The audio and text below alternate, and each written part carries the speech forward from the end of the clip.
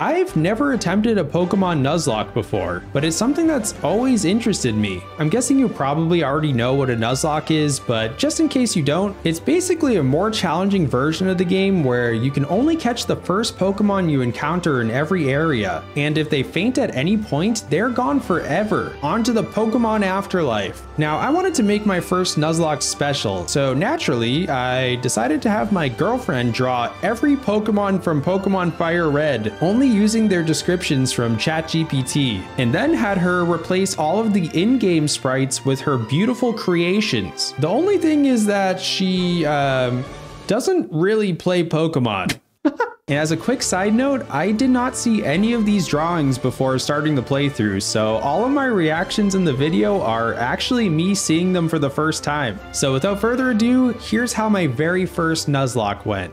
After saying goodbye to mom and immediately setting off to start exploring this dangerous world as a child with no means of self-defense, we're fortunately brought back to town by Professor Oak. Not to prevent us from leaving, but to let us choose one monster to take with us on our journey. All right, let's take a look at our options here. We've got Bulbasaur, I like it. Squirtle with the shades. And finally, Charmander. Oh, he's so cute. Okay, we're definitely going Charmander. I went ahead and named the Charmander Yogurt, then defeated my arch nemesis Jeans and his blind Squirtle before eagerly departing north to begin my first ever Nuzlocke. All right, let's see who our first Pokemon's gonna be. It's Rattata! With Yogurt and my new Rattata friend named George, I felt ready to take on the world. I soon added an extra round Mankey named Melon and spent a little time grinding before taking on Jeans once again. Surely getting everyone to level 7 should be enough for this battle. Uh-oh. Yogurt was able to handle his Pidgey by lighting it on fire, but with his health already pretty low, I had to rely on Melon and George to take on his level 9 Squirtle. Oh, the crit. In my first real battle, I was already on the verge of losing everything. Fortunately though, we were able to pull through with the entire team still intact. Seeing the run almost die so early on though, gave me some serious doubts that I would even be able to finish this Nuzlocke. But that's okay, because that was probably the most difficult fight in the entire game, so I'm sure we'll be fine. Anyways, let's hear what this old guy has to say. It's an interesting looking Weedle you've got there. Kind of looks like a...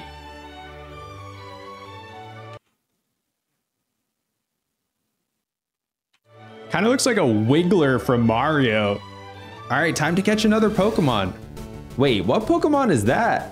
Oh, I know what that is. That's the brand new Red Magic gaming tablet. Thank you, Red Magic, for sponsoring this video. So similar to my first Nuzlocke experience, this is also my first time owning a tablet. And after playing around with it for a while, I can definitely see why kids these days need to have their screen time monitored. The first thing that stood out to me about the Red Magic tablet was how good the battery life is. I could probably flamethrower 1,000 Audinos before I need to even think about recharging. But you can do so much more on this thing besides bullying children in Pokemon Unite. The Red Magic tablet is basically a high-powered gaming PC that you can easily take anywhere. And when I say high-powered, I mean this thing is an absolute tank. It's got a 10.9-inch display at 2880 by 1800 resolution, 144 Hz refresh rate, running on a Snapdragon 8 Gen 3 leading version processor. Not only that, you can also customize your CPU and GPU settings anytime for whatever game you're playing, scaling all the way up to Diablo mode. But you don't have to worry about the Red Magic tablet overheating because it's got a state-of-the-art cooling system to always keep your precious gaming fingers safe. So if you want to seamlessly switch between gaming or watching your favorite videos, shows, or movies on the go with insanely high quality and battery life, then make sure to check out the new Red Magic Nova gaming tablet using the link in the description. Now back to the Nuzlocke. Oh, wait, it was actually just a Pidgey. After naming it Mohawk and picking up my very own Wiggler, I did what any sane person would do in this situation and proceeded to set this entire forest on fire. Good work, Yogurt. Next up was the first gym of the game. At this point, I was still feeling the after effects of my near loss to Jeans, so I decided I wasn't going to make the same mistake twice and spent a bit more time leveling up my squad to around level 11. That should definitely be high enough to handle the first gym. And I'm still underleveled, but luckily Melon's powerful karate chops were strong enough to take out this smirking Geodude and also this big rock Caterpie, earning us our very first badge.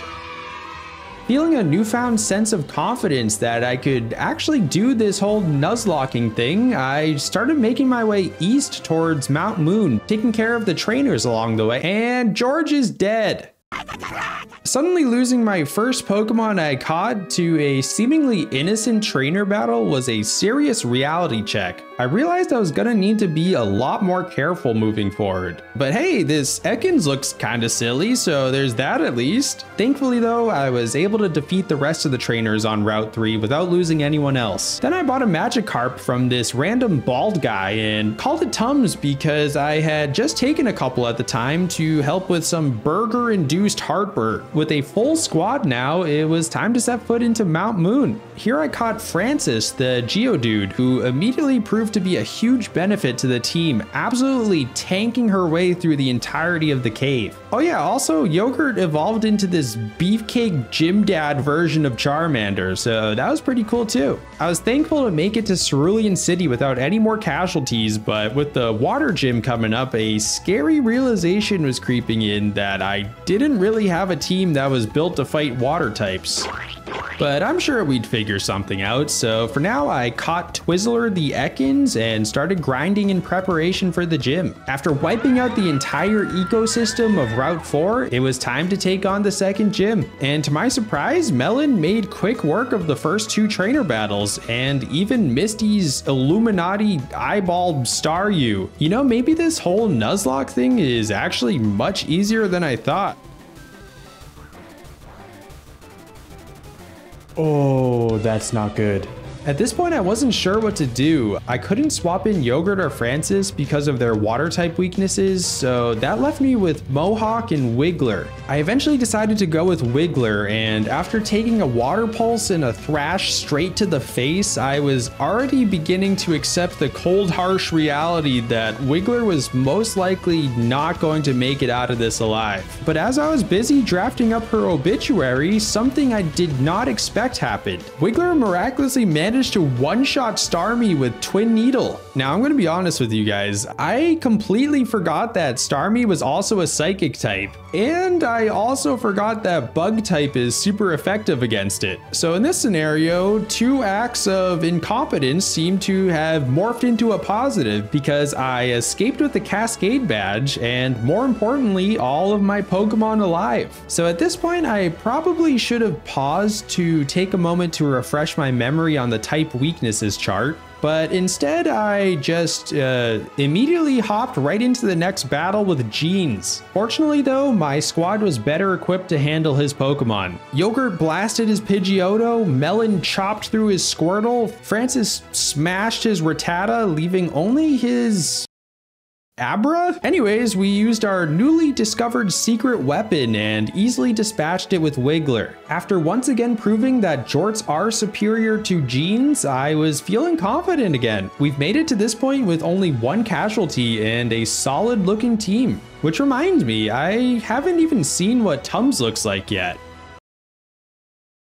Anyways, time to replace him with this big blueberry and leave him in daycare for now. Welcome to the team, Bloob. Next stop was Vermilion City for the third gym. But first we had a very important task of hopping aboard this boat so we could just barge into everyone's rooms and massacre all of their Pokemon, I guess. And once we were done with that, it was time to face our familiar rival once again. The last Pants battle was a breeze, but this one was definitely scarier. Jeans' Squirtle turtle was now a Wartortle, and even though it was still very blind, it packed a punch and almost took out Mohawk. Thankfully though, Melon was able to finish him off. Then after once again utilizing my now favorite trick of poking psychic types with Twin Needle, Francis was able to take out Remy from Ratatouille by chucking some rocks at him. With another denim showdown in the books, it was time to head back into town to tackle the gym. And frankly, the hardest part of this gym wasn't the gym leader. It was this stupid trash can puzzle. After what felt like 5 years, once I was finally able to get through the door, the actual battle with Lieutenant Surge was an absolute joke thanks to Francis. Her rock and ground type moves were no match for these big electric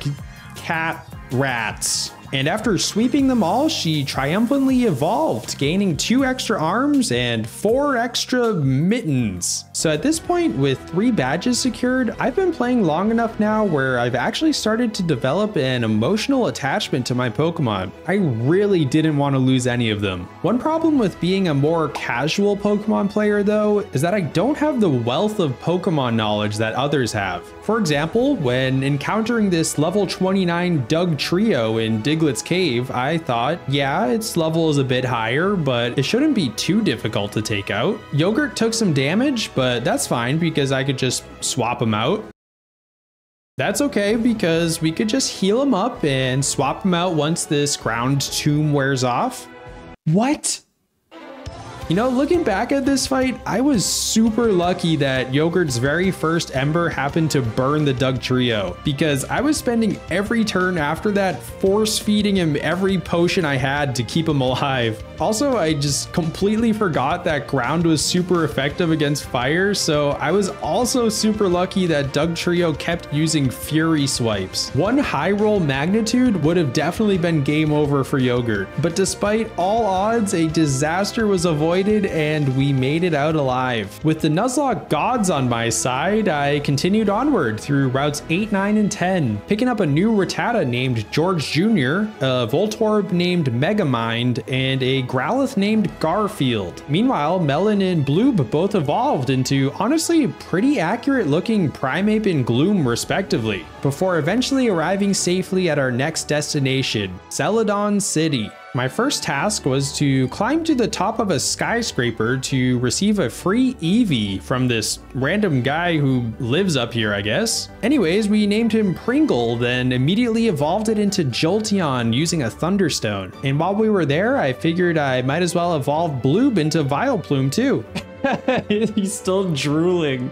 With our upgraded squad in place, it was time to tackle the 4th gym. Since this was the grass gym though, all we really needed was for Yogurt to do his thing. The rainbow badge was ours, and next up was Rocket Hideout. I think the most difficult thing here was this directional arrow maze puzzle that I'm ashamed to admit took me way too long to get through. Giovanni ended up being an absolute pushover. Bloob drained the souls of his Onix and Rhyhorn, while Melon slapped his blue Kangaskhan to pieces. Out of sheer embarrassment, he immediately dipped, leaving behind the Sylph Scope. This would allow us to save the people of Lavender Town from the rampant ghost problem over there, but that could wait because I had something even more important to take care of first.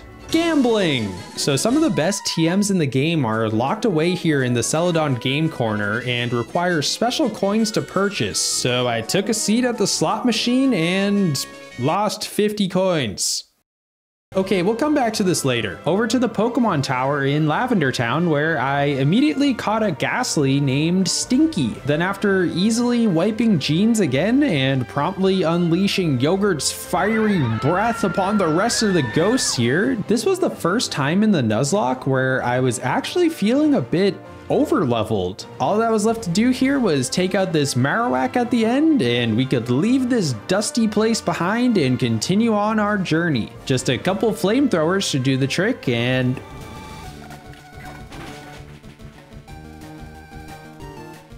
even after the Dugtrio incident, I still forgot that ground is super effective against fire. All because of one overconfident absolute buffoon of a trainer. The starter who's been with us since the very beginning was now gone forever. That really hurt. I finished off the Marowak with Bloob, who I should have been using in the first place, saved this old guy, I guess, and left feeling a horrible combination of guilt and sadness. I added Garfield to the squad to fill the fire type hole in the team, but nothing could fill the yogurt-shaped hole in my heart. All I could do at this point was continue on, so I made my way over to Silph.Co. I decided to honor Yogurt in the best way I could imagine, by setting fire to everything and everyone in our path to the top of the tower, which led us straight into another battle with Jeans. If I'm being honest, Jeans hasn't been much of a challenge lately, so I really didn't think twice about him heading into this one. But once his cute little baby Blastoise came in, I suddenly realized how underleveled I was. But that's okay, because I've got Bloob's Giga Drain to counter him. But that's okay, because I had Bloobs. At this point, I was starting to feel pretty nervous. I had just lost Yogurt, and I really didn't want to lose anyone else here. I was forced to send out Melon, who was 10 levels below Blastoise. But against all odds, after a few karate chops, Melon actually had him on the ropes. He just needed to survive one more water gun, and I had miscalculated. The previous water gun did 35 damage, so I thought Melon would be able to take one more since he had 45 health left. I was wrong. Thankfully, the rest of the squad was able to pick up the slack and take out Blastoise and the rest of Jeans' team, but the damage had already been done. Melon, who had also been with us basically since the beginning of our journey, was gone. After losing 2 core members back to back, I knew I needed to take some time before foolishly rushing into the impending Giovanni battle. As I regrettably said goodbye to Melon, I had to decide who should take his spot. And that's when I remembered that I had a Magikarp waiting for me at daycare. He's only been there for what, like 12 hours? I'm not a negligent parent, I swear. Anyways, welcome to the team Tums, the level 27 Gyarados with no abilities other than splash and tackle. I also took this opportunity to capture a perpetually sleeping Snorlax named Bungo and immediately added him to the team as well in place of Wiggler, who has been nothing short of an absolute champion getting us to this point. Thank you for your service, King. With our new look squad in place and all leveled up, it was finally time to take on Giovanni. I began the battle with Francis, who aggressively shook Nidorino to death and did some damage to Nidoqueen before handing it off to Tums for the finishing blow. Tums also easily dispatched the subsequent Rhyhorn before swapping out with Garfield for the final KO. And just like that, Giovanni was down. Next up was the Fighting Dojo, which should be pretty easy with our powered up squad. First up was Hitmonlee. Then Hitmonchan. Hey, he's wearing jorts. Look at that.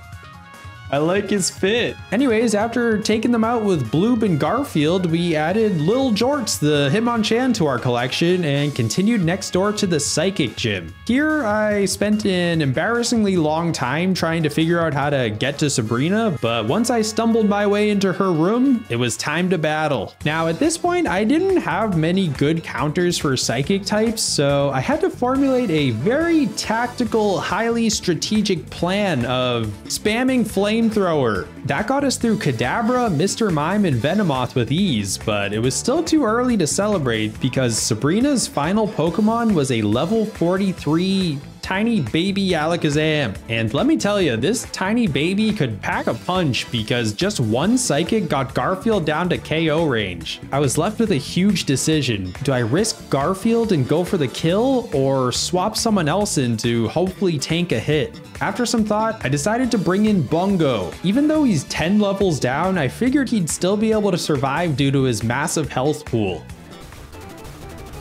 I definitely did not account for a crit, but I also didn't account for the fact that Alakazam would get 2 turns in a row.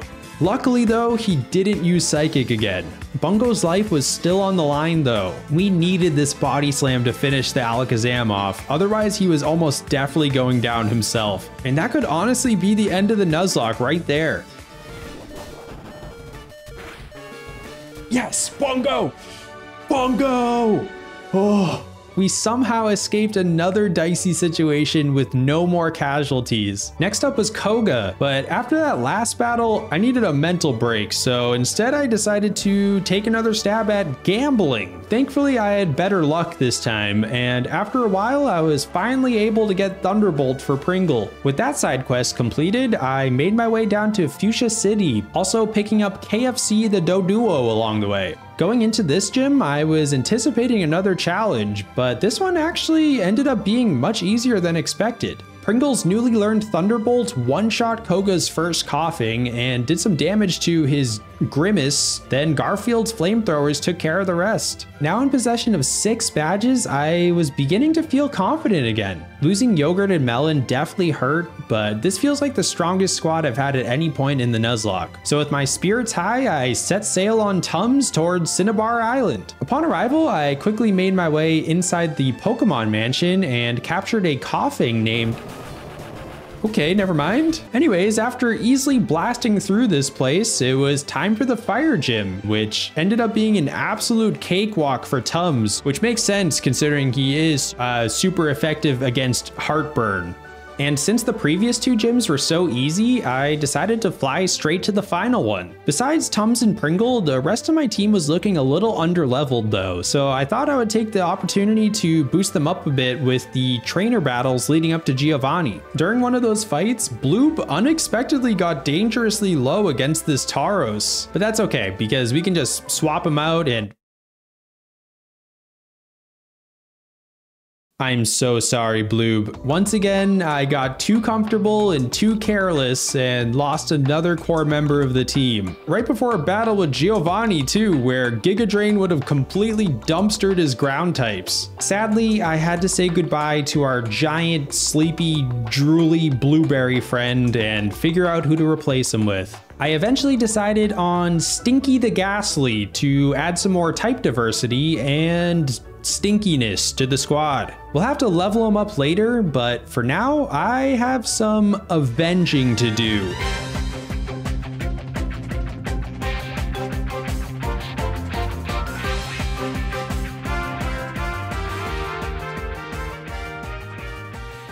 With all 8 gym badges in our possession, it was time to begin our final march towards Indigo Plateau. But first, we had to face Jeans once again. In hindsight, I was a bit underleveled for this fight. Surprising, I know. But thankfully, my elite team of 5 and Stinky were able to brute force their way through it unscathed. Next stop, Victory Road. Since Stinky was way behind in levels, I figured I'd just leave him out in front and swap to other Pokemon in fights to start getting him some experience. Welcome to the team, KFC. This time, I decided to do some grinding before going through Victory Road. And once everyone was around level 50 to 55, I bought a few more TMs from Celadon and started making my way to Indigo Plateau for real this time. Actually being properly leveled now, it was a relatively quick and painless journey. You know, in hindsight, I probably should have done a bit more research on the Elite Four and their type weaknesses before spending hours leveling everyone up. I mean, I did have a general sense of what kind of Pokemon each one used since I played through the game normally before, but I didn't consider whether or not my current team would actually be good against them. But at the same time, during this Nuzlocke, I've developed a strong bond with these inanimate drawings that mostly resemble Pokemon. And you know what? We're either going to sail off into the sunset together as champions or go down horrifically in flames. But either way, I'm not gonna have any regrets because this is my squad. So I used up all my rare candies and miscellaneous items, stocked up on max potions and full restores, then stepped foot into the final gauntlet, the Elite Four. First up was Lorelei and her Ice-type Pokemon. Luckily, most of them also happened to be Water types, so Pringle was able to wipe them out with Thunderbolts, leaving only this, lovely looking Jinx remaining. Since she wasn't a Water type though, I swapped in Garfield, but after deciding to take a bunch of naps in a row, I had enough and brought in someone who had a little more expertise in that kind of situation. We were off to a great start. Next up though was Bruno and his fighting types, which means it was time for KFC to make his grand debut. Oh, he also has an Onix, I guess. We'll just let Tums handle this one. Okay, now it was time for KFC to make his debut. Get those butt cheeks out of here, dude. 2 of the Elite Four down and our whole team was still alive. This was going better than I possibly could have imagined, but it was still too early to relax because next up was Agatha and her ghost types.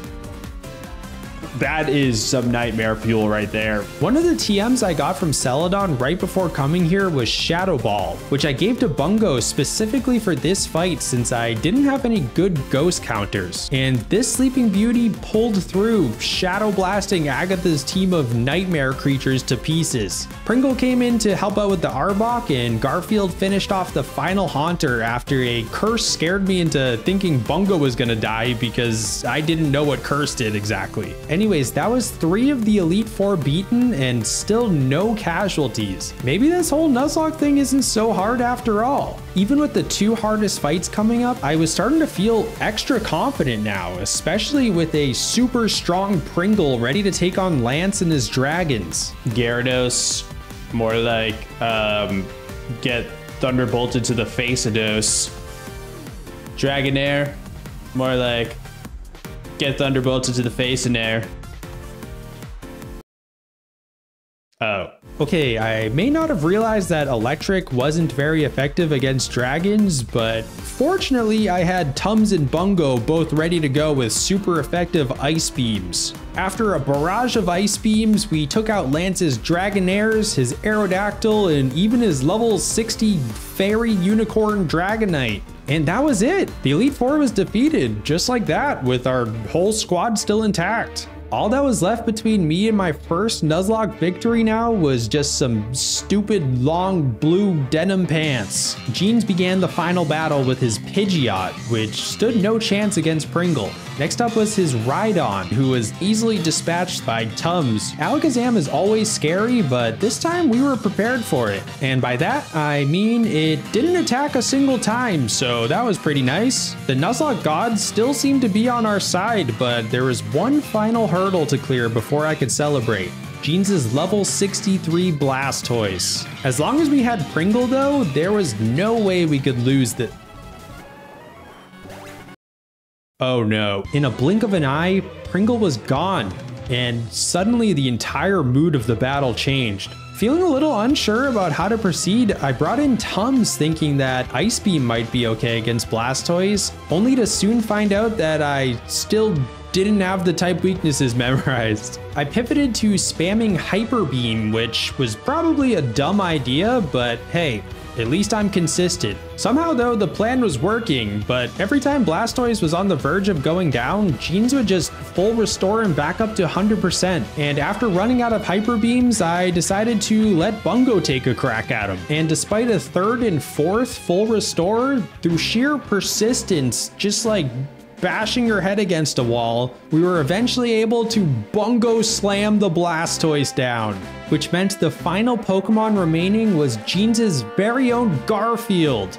I mean, Arcanine. I knew Tums could easily take care of it, but he was already pretty low on health. Bungo was also pretty beat up though, and I only had 1 heal left, leaving me with a difficult decision. I could use the heal on Bungo and try to take him down with the usual barrage of Bungo slams, but I thought Tums would still be a better bet. So I made the hard choice and healed Tums, which consequently left Bungo vulnerable. Realizing that one strong attack could end his life, I immediately started feeling guilty. How could I just sacrifice this big sleepy behemoth after all he's done for us up to this point? Yes, Bungo!